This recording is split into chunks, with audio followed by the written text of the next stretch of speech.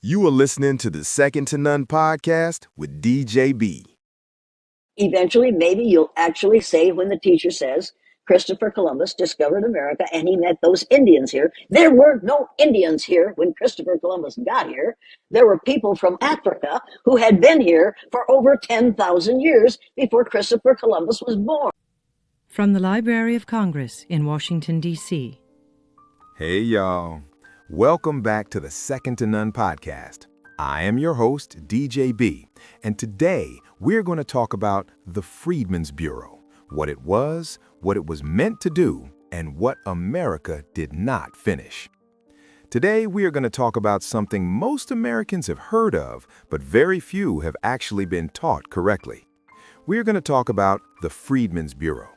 We are not here to mythologize it, and we are not here to weaponize it. We are here to understand it truthfully. Because when you understand what the Freedmen's Bureau was designed to do and what was taken away, you begin to understand why land, wealth, and stability were never transferred to the formerly enslaved population, and why the consequences of that decision are still with us today. This is not opinion. This is documented federal history. The Freedmen's Bureau was a federal agency created by Congress in 1865 at the end of the Civil War. Its full name was the Bureau of Refugees, Freedmen, and Abandoned Lands.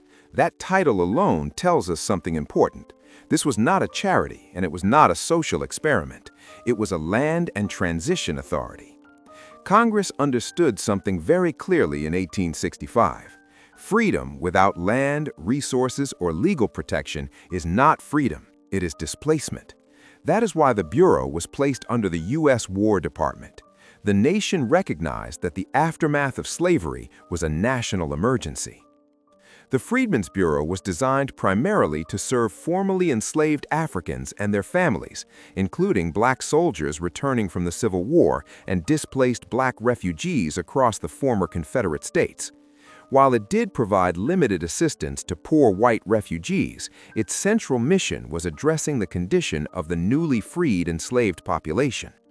These were people who had no legal property, no recognized wages, no protected family rights, no access to courts, and no recognized land claims. They were free in name, but not free in structure. The Bureau had several core responsibilities, the most important of which involved land. It was authorized to manage abandoned Confederate land, confiscated plantations, and federal war lands. Freed families were placed on this land, and in many cases they farmed it successfully. In some regions, families received written land leases and lived with the expectation that ownership would follow. This is where the phrase 40 acres and a mule originates, not as folklore, but from military field orders and bureau practice. However, this promise was never codified into permanent law by Congress, and that omission would prove devastating. In addition to land management, the Bureau was responsible for labor protection. It negotiated labor contracts, intervened in cases of wage theft, and attempted to prevent freed people from being forced back into plantation labor through debt or vagrancy laws. Without these protections, many formerly enslaved people would have been legally coerced back into conditions that closely resembled slavery under new names. Education was another major function of the Bureau. It helped establish more than 4,000 schools and supported institutions that would later become historically black colleges and universities. Education was not viewed as charity, but as economic defense. It was understood that literacy, training, and institutional access were necessary for long-term stability. The Bureau also provided legal protection. It established freedmen's courts, represented black families in disputes, protected marriages, helped reunite families separated by slavery, and challenged discriminatory black codes. For the first time, black people had federal backing in disputes with local power structures. In addition, the Bureau provided basic human services such as food, medical care, shelter, and emergency aid during a mass displacement. However, the Freedmen's Bureau did not permanently deed land at scale. It did not establish generational land titles, create a permanent land-holding institution, or protect land access once political leadership changed. The Bureau was temporary by design, and temporary protection cannot produce permanent wealth. After the assassination of Abraham Lincoln, the presidency passed to Andrew Johnson. He reversed land redistribution policies, returned land to former Confederate owners, ordered the removal of black families from land they were already farming, and weakened the authority of the Bureau. This was not the result of court rulings or legal necessity. It was an executive decision. Thousands of black families were forced off land they had cultivated, representing one of the largest federal reversals of wealth opportunity in American history. The Bureau was also unable to protect freed people from widespread violence, organized militias, political sabotage, and state-level obstruction. As federal support declined, local resistance intensified. The Bureau was defunded, weakened, and officially dissolved by 1872. Reconstruction ended without completion. The impact on the American Negro population was profound. By denying land ownership and long-term protection, the federal government forced an entire people into dependency systems. Without land, there was no collateral, no access to credit, no inheritance, no economic buffer, and no political leverage. What followed instead were systems like sharecropping, convict leasing, debt peonage, racial zoning, exclusion from homestead programs, redlining, and widespread disenfranchisement. This was not cultural failure, it was structural denial. Land is not symbolic. Land is food security, housing stability, tax base, political influence, generational wealth, and community continuity. The Freedmen's Bureau represented America's one clear moment of recognition that formerly enslaved people needed land as a foundation, not just freedom as a concept. When that foundation was removed, everything built on top of it became unstable. This is not about guilt or blame. It is about completion. The federal government started a program, acknowledged the harm of slavery, and withdrew support before the transition was finished. That unfinished work continues to echo through housing gaps, wealth gaps, landlessness, underdevelopment, and intergenerational vulnerability. The question is not whether the Freedmen's Bureau existed. The question is whether America is willing to finish what it began, not by rewriting history, but by understanding it clearly. Not by taking land, but by restoring access. Not by charity, but by lawful correction. Freedom was declared, but foundation was denied, and until that truth is faced honestly, the consequences will continue to repeat. To understand the full weight of what the Freedmen's Bureau represented, we have to understand what it interrupted and what replaced it. When land access was denied, the formerly enslaved population was not simply left alone to figure it out. Instead, they were pushed into systems deliberately designed to extract labor without allowing ownership. Sharecropping was not a neutral compromise. It was a debt-based labor system that functioned as a substitute for slavery, tying families to land they could never own and debts they could never fully repay. Convict leasing expanded this further, criminalizing black existence through vagrancy laws and funneling black men back into forced labor under state authority.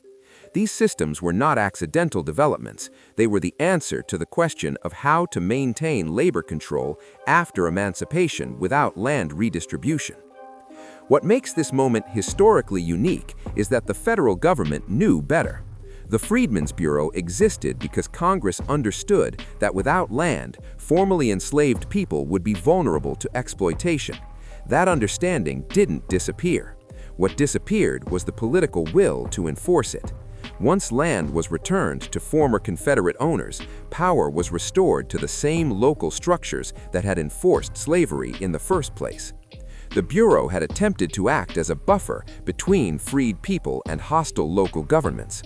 When that buffer was removed, the result was predictable. Violence increased, legal protections evaporated, and economic dependency became normalized. It is important to say this clearly.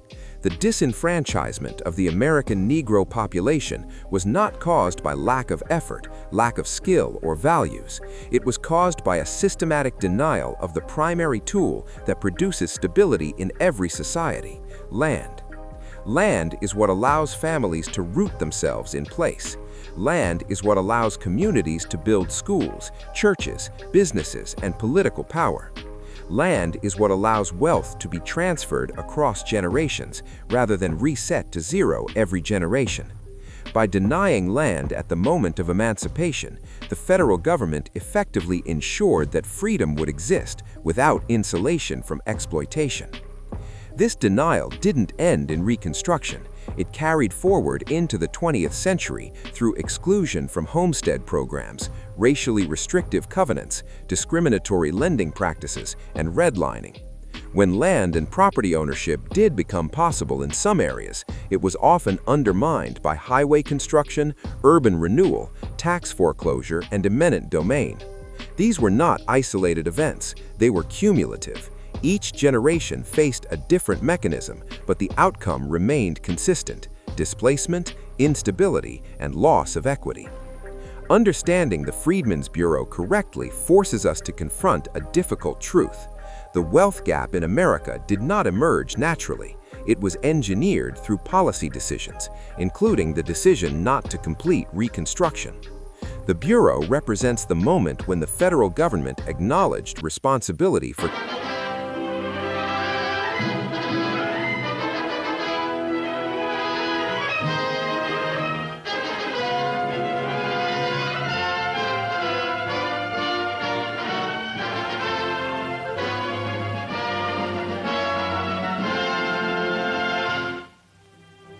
The artistic achievements of the Negro are rooted in the rich and ancient cultural heritage of Africa, which in recent times has profoundly influenced all Western art. In this intricate gold leaf work, in the devoted craftsmanship of the sculptor, the essential qualities of great art shine through, spanning time and cultural differences. Art lives beyond its own day. The stylized grace of this serving bowl is a remarkable anticipation of modern design. Impressive work is being done today by members of the race, both by established figures and by rising young artists such as Charles White of New York.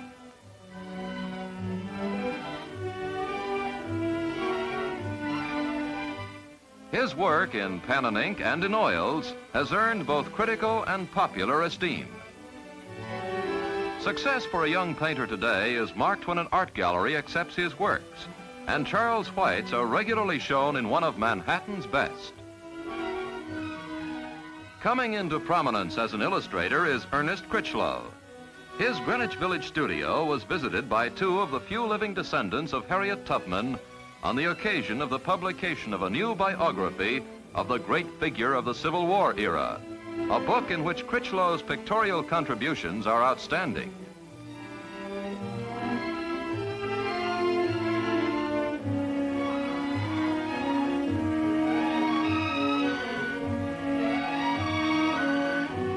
The book jacket illustration, a painting of Harriet Tubman, was an easy job, for among the most notable of Critchlow's works is an earlier portrait of the same subject.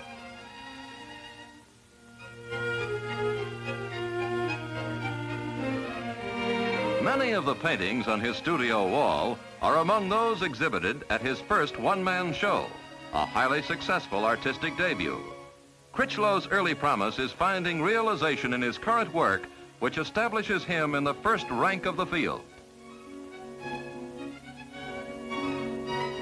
In Old Saybrook, Connecticut, lives the author of the critically acclaimed novel The Narrows, Ann Petrie. Her third and latest, it took 5 years. In that time, she brought up a daughter, while writing and rewriting to perfection a book praised for its depth and human perception. The literary world eagerly awaits her next, but her family comes first.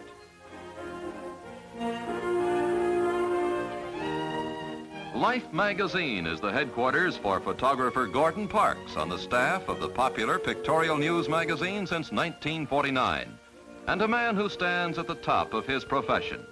Whether he turns his lens to fashion or to graphic essays, Gordon Parks' style is unmistakable. His critical eye enables him to select from the many pictures he may take on a given assignment, those few which most dramatically and concisely tell the story. Parks' work is among the finest in a magazine noted for photographic excellence. At home, Parks turns to other artistic interests. Unable to read music, Parks is a successful composer. Daughter Toni takes down the notes he plays. 41 years old, Gordon Parks has successfully realized his many artistic talents without neglecting a full and happy family life. Art fills the life of Jewel Simon's family. This Atlanta housewife and mother is a talented artist as well. Her basement workshop, crowded with sculptures and paintings, testifies to her activity, which hasn't interfered with the upbringing of little Margaret and Edward, her favorite subjects.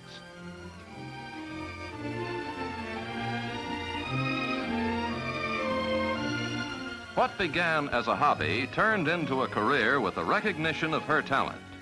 One of Atlanta's finest young artists, her name is included in the definitive file of contemporary artists maintained by New York's Metropolitan Museum.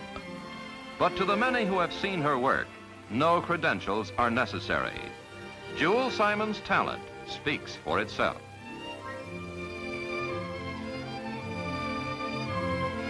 Music built this attractive Los Angeles home for Jessie Mae Robinson, whose tunes have been heard and sung by millions in recent years. She works tirelessly in her flower garden, a favorite spot for composing, and in recent months she has turned out 8 hits, more than many songwriters can do in a lifetime. Anytime you turn on the radio, it's very likely you'll hear one of Jessie Mae Robinson's tuneful ballads. They're among America's most popular. Here are her hits, bestsellers recorded by such top vocalists as Joe Stafford, Dinah Washington, Rosemary Clooney, and Frankie Lane. A golden harvest for songwriter Jessie Mae Robinson.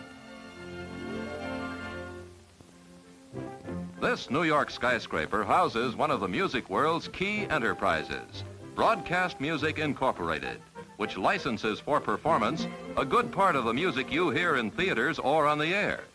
BMI's consultant on contemporary music, a full-time job in itself, is Ulysses Kay, one of America's finest young composers. His works have been performed by the world's greatest orchestras.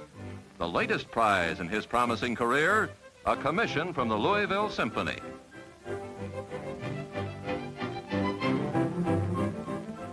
In the decorative arts, the concepts of modern aesthetics are applied to metal jewelry by Art Smith in his Greenwich Village shop. He makes all the novel items on display in the attractive sales room and waits on customers himself. In a little over 6 years, he's built up a steady clientele for his modern designs in jewelry based on his studies of fine art.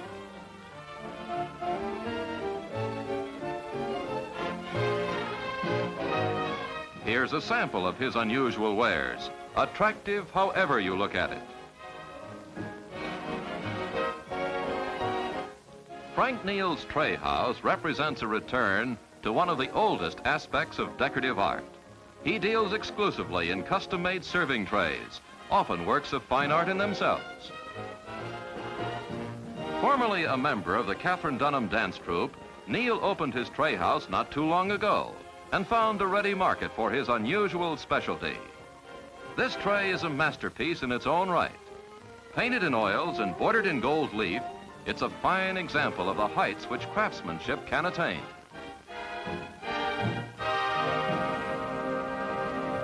Hartford's Christopher Bean is another young artist applying his talents to practical crafts. His hand-modeled pottery offers colorful objects of real beauty for the home. In his tiny workshop, Chris Bean sets to work on one of the free-form ashtrays which are his favorites. Like most ceramic artists, Bean is an unorthodox craftsman. He scorns professional tools, using an ordinary spoon for shaping. The clay is formed, but the work is just beginning. Little details, like the notches that will hold the cigarettes, are just as important as the basic form in an artistically finished product. And Bean's painstaking workmanship allows no flaws, however small.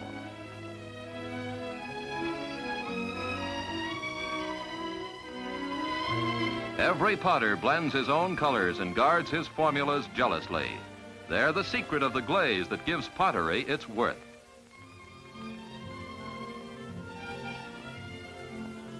Finally, hours of intense heat in the Swedish electric kiln convert painted clay into lustrous pottery, and it's always a moment of satisfaction when the kiln is open. Arizona's colorful landscapes are a source of rich inspiration for modern painter Eugene Grigsby, art instructor at Phoenix Carver High School. Much of his spare time is spent sketching amid these scenes, the raw material for his characteristic bright and colorful interpretations.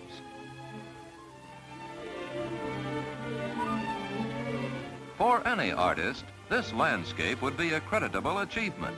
But to modernist Gene Grigsby, it's just the first step. Returning home with his sketchbook, he heads for his studio, where the underlying patterns of nature are transformed into an abstract painting of the sort that has made Gene Grigsby's reputation.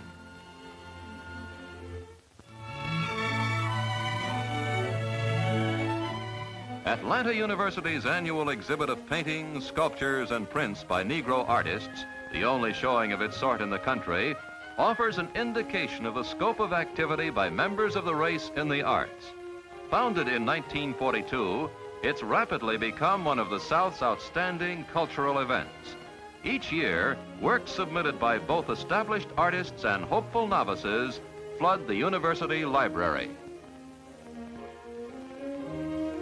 Yvonne Hunt brings her own self-portrait. She's typical of the many students whose work is a source of vitality to the art of America. The annual Atlanta exhibit has, through the years, become a truly impressive showcase for the artistic achievements of the race.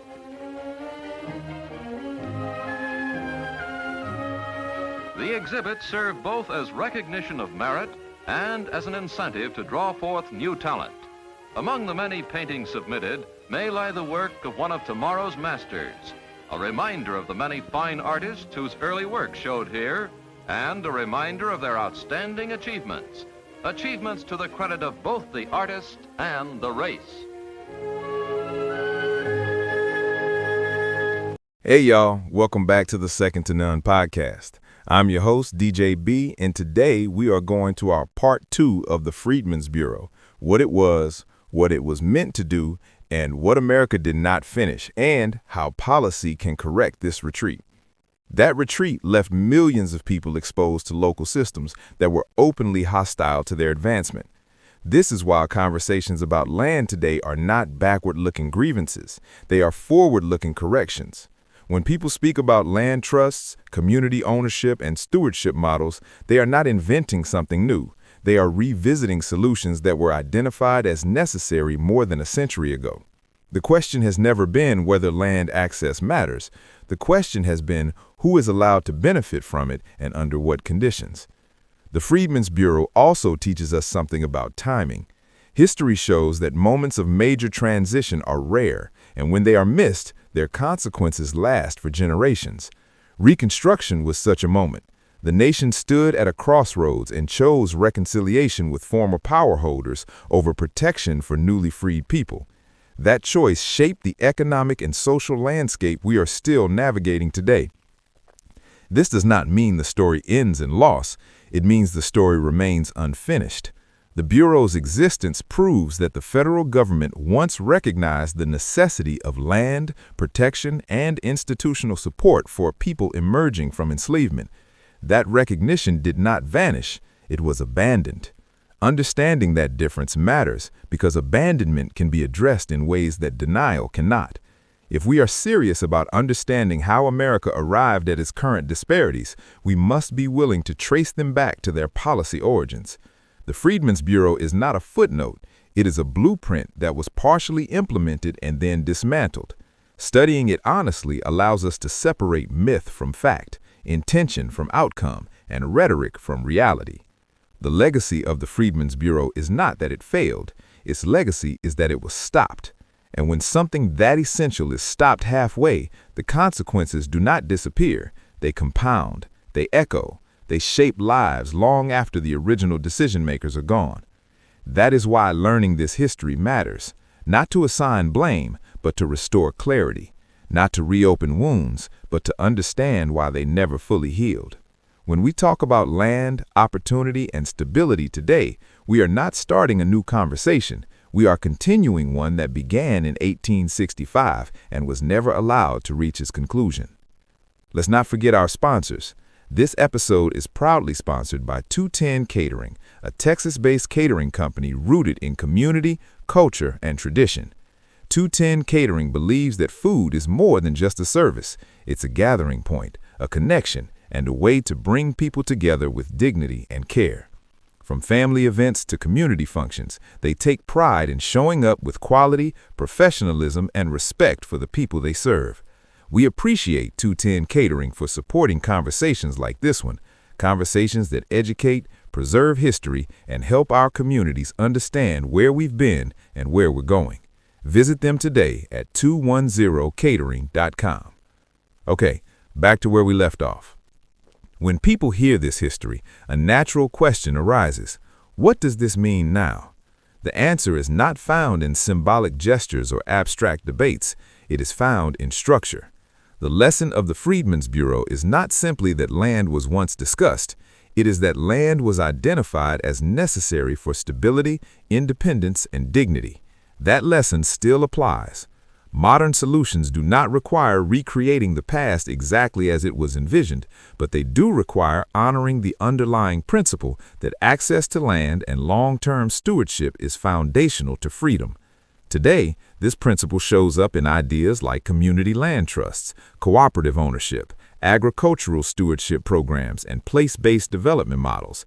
These are not radical concepts. They are modern tools that address the same vulnerability the Bureau attempted to solve in 1865. What happens to a people when freedom is granted without insulation from exploitation? The answer, historically and presently, is displacement.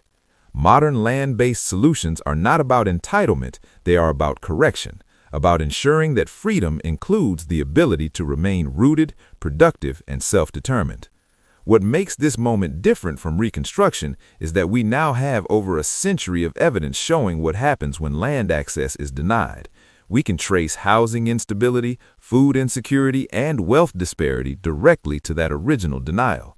That means contemporary solutions are not speculative. They are informed by historical cause and effect. When we talk about land today, we are talking about preventing the repetition of a documented failure. Texas occupies a unique place in this history. After emancipation, Texas became home to thousands of freed people who sought land, safety, and autonomy. Many settled in what became known as Freedmen's communities, self-organized black settlements built on shared labor, church life, and agricultural production. These communities existed across rural and urban Texas and represented what the Freedmen's Bureau hoped could happen at scale: stability through land-based self-sufficiency. However, these communities faced relentless pressure. Land titles were often informal or vulnerable. Heirs' property laws, discriminatory taxation, lack of legal protection, and outright violence made long-term ownership difficult. Over time, land was lost not only through sale, but through foreclosure, partition, and forced displacement. Highways cut through black neighborhoods. Rural land was absorbed by larger interests. What began as independent communities gradually eroded. The Texas story matters because it shows both possibility and fragility of land-based freedom without federal protection. Where land was acquired, communities flourished. Where land was lost, instability followed. This pattern repeats across counties and generations. Understanding this Texas-specific experience allows us to see that the issue is not abstract, it is local, it is measurable, and it is ongoing. In future episodes, we will move from history into policy, from understanding into action. we will examine how modern land models work, how federal and state governments currently dispose of land, and how community-based stewardship can be implemented legally and constitutionally. We will also explore what accountability looks like when a federal program is acknowledged as unfinished rather than failed. Simply, a model congressional resolution would acknowledge that Congress created the Freedmen's Bureau to manage the transition from slavery to freedom, including land access, and that executive and political actions prevented the program from being completed. The resolution would recognize that the denial of land access contributed to long-term economic instability and authorize further study, pilot programs, and modern remedies consistent with constitutional principles. Importantly, it would frame this not as reparations, but as completion of an interrupted federal policy. What about finishing Reconstruction, land, law, and the unfinished promise? Now that we laid out what the Freedmen's Bureau was, what it was meant to do, and how its work was interrupted, it's time to take the next step. We are going to talk about what finishing that work could look like today, not in theory, not in emotion, but in structure, law, and policy. This is not about relitigating the past. It is about understanding how federal action creates long-term consequences and how those consequences can be addressed responsibly. Reconstruction was not simply a moral project, it was a structural one. The federal government understood that emancipation required more than the absence of chains. It required access to land, protection from exploitation, and institutions capable of sustaining freedom. When Reconstruction ended early, the responsibility did not disappear. It shifted. The costs were transferred to future generations who would experience instability, displacement, and underdevelopment without ever being told where those conditions originated. Modern land trust models exist because history has already shown us what happens when land is treated purely as a speculative commodity rather than a stabilizing asset. Community land trusts, agricultural stewardship programs, and long-term leasehold systems are not radical concepts. They are responses to the same vulnerability the Bureau attempted to solve in 1865. How to ensure people can live, work, and build without being perpetually displaced by forces beyond their control. Texas offers a clear example of both possibility and loss. Freedmen's communities formed across the state, often anchored by churches, farms, and small businesses. These communities demonstrated that when land was accessible, stability followed. When land protections were weak or removed, displacement followed just as predictably. Highways, tax foreclosures, heirs' property issues, and discriminatory zoning did not occur in isolation. They accumulated over time, producing the conditions we now call inequality. This is why the conversation about land today is not about entitlement. It is about stewardship. It is about continuity. It is about whether freedom includes the ability to remain rooted in place. When people ask whether the federal government has a role to play, history already answers that question. The federal government assumed that role in 1865. The only unresolved issue is whether it will complete it. The purpose of revisiting the Freedmen's Bureau is not to recreate it exactly as it existed. The purpose is to apply its core insight to modern conditions using modern tools. That insight was simple and remains true. Freedom without land access produces vulnerability, not independence. Finishing Reconstruction means acknowledging that insight and building systems that prevent its failure from repeating. In the episodes ahead, we will examine how this can be done. Steaming into Manila Bay. Slowly, the large transport eases her way through the shallow waters, scene of Dewey's victory in another war. These are Army Service Forces, the first American field GIs to arrive in the Pacific direct from Europe.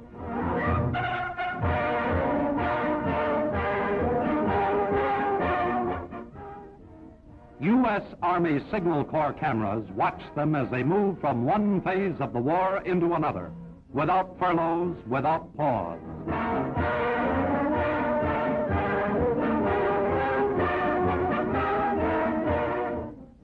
Small craft take some of them ashore where a band plays, and there's everything done to bolster sagging morale.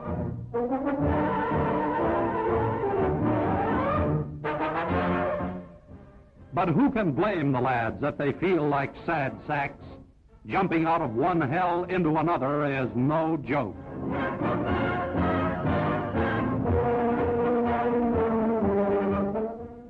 But they line up for roll call, each determined to do another great job. They load on freight trains bound for fighting fronts. The fellows are mighty anxious to get in there and help get it all over in a hurry.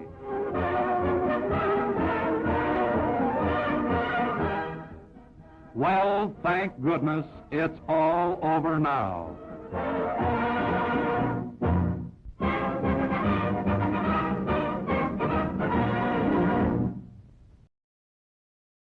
This has been a presentation of the Library of Congress. Visit us at loc.gov.